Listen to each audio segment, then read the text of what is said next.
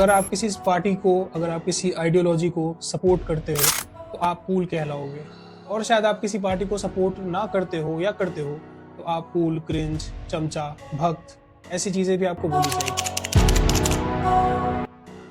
सुप्रभात। आज का मेरा मुद्दा कोई करंट अफेयर के टॉपिक को कवर नहीं कर रहा है, मैं आपसे सिर्फ कुछ बात करने आया। दोस्तों, सोचने की बात यह है कि पॉलिटिक्स अब सिर्फ पॉलिसीज और गवर्नेंस की बात नहीं रह गई है, बल्कि एक ट्रेंड की भी बात हो गई है। आज के जमाने में कूल और क्रिंज का एक खुद का गेम चल रहा है। 2016 में जब इलेक्शन हुआ था डोनाल्ड ट्रंप और हिलरी क्लिंटन के बीच में, उस समय भी काफी सारे इंडियंस हिलरी क्लिंटन को सपोर्ट कर रहे थे, क्योंकि डोनाल्ड ट्रंप की जो एक पीआर इमेज बनाई गई थी वो एक एरिस्टोक्रेट की थी। और जब डोनाल्ड ट्रंप जीता, उस समय लोग हैशटैग ट्रेंड करवा रहे थे, he is not my president. अरे भाई, तुम्हारा प्रेसिडेंट डोनाल्ड ट्रंप होगा भी कैसे?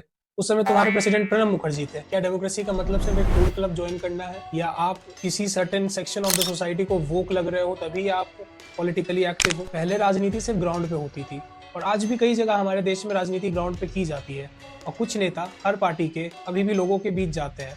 बट ये भी एक सच्चाई है कि आजकल काफी सारी राजनीति इंस्टाग्राम रील और यूट्यूब शॉर्ट्स पर सिमट के रह गई है। लोग इन्फ्लुएंसर्स के वायरल रील्स और शॉर्ट्स देख के डिसाइड कर रहे हैं, उनके ट्वीट्स देख के डिसाइड कर रहे हैं कि क्या राइट है क्या रॉन्ग है। कोई असली डिबेट्स नहीं, कोई अच्छी चर्चा नहीं। न्यूज चैनल पे जो आते हैं सब आपस में खुद ही लड़ने लग जाते हैं बैठ के, सिर्फ फिल्टर्ड, एडिटेड और पेड नैरेटिव्स, चाहे वो बीजेपी के हो चाहे वो कांग्रेस के। और सबसे खराब बात यह है कि इन्फ्लुएंसर्स को आप आसानी से खरीद सकते हो अगर आपके पास कुछ करोड़ रुपए हैं तो। एक व्हाट्सएप का ग्रुप बनता है, उसमें आपको बोला जाता है ये ट्वीट करना है, ये फोटो डालना है, इसको थोड़ा सा ट्वर्क कर दो और अपने हिसाब से डाल दो, और ये तुमको 2 टी-शर्ट हम फ्री में दे देंगे, और वो वैसे ही कर देता है।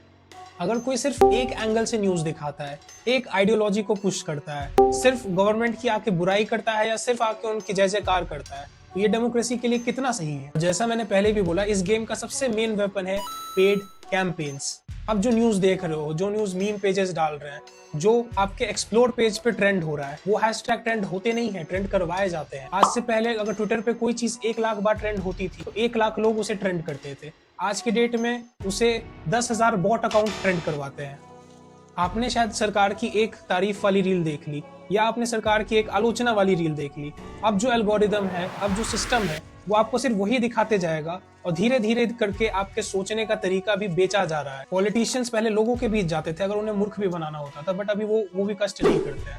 अब वो एजेंसीज के पास जाते हैं, डिजिटल एजेंसीज के पास, जिनके पास ट्विटर अकाउंट्स है, जिनके पास 300-400 ऐसे पेजेस हैं जो काफी बड़े हैं, जिनकी रीच अच्छी खासी है, और वो एक सर्टेन नैरेटिव पुश करते हैं आप पे। और इंडिविजुअल चॉइस मान लो कि खत्म ही हो गया है। जो आपके हिसाब से आपके ग्रुप का सबसे कूल इंसान है, वो जो बोल रहा है, अगर आप उससे डिसएग्रीमेंट में हो, अगर आपके पॉइंट्स कुछ अलग है जिसके हिसाब से आप किसी पार्टी को सपोर्ट या अपोज करते हो, तो आप वहां पे क्रिंज बन जाते हो, एक आउटसाइडर बन जाते हो, और ग्रुप कन्फॉर्मिटी में फिर आप भी वही बोलते हो जो तोते जैसा आपसे बुलवाया जाता है। सच्चाई ये भी है कि अगर एक रेप भी होता है, अगर एक क्राइम भी होता है, तो कौन सा क्राइम सोशल मीडिया पे ट्रेंड होगा और उस पर कौन लोग बोलेंगे, वो तक डिसाइडेड होता है। कौन से क्राइम के बारे में बात ही नहीं होगी तो वो न्यूज आपके फीड से 3 दिन में गायब हो जाएगी। अब सबके बस की तो बात है नहीं कि वो दिन भर बैठ के रिसर्च करे, स्टडी करे, सोसाइटी में क्या हो रहा है फॉलो करे, पॉलिटिक्स फॉलो करे।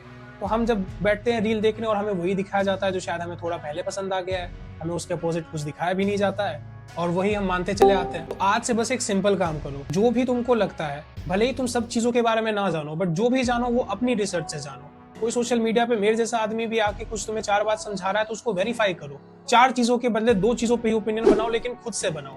डेमोक्रेसी, पॉलिटिक्स, सोसाइटी, ये सिर्फ एक कूल और क्रिंज की बैटल नहीं है, ये हमारा फ्यूचर डिसाइड करेगी। आज शायद कोई पैदा भी नहीं हुआ होगा, जब तुम 75 साल के होगे तो शायद वो तुम्हारे देश का प्रेसिडेंट बन जाए। इसलिए ये जरूरी होता है कि हम सिर्फ वो ना बोलें जो हमें इससे बुलवाया जा रहा है, भले ही हम अलग भाषा में बोले, भले ही हम डिसएग्रीमेंट दें एक दूसरे को। आज की वीडियो में बस इतना ही।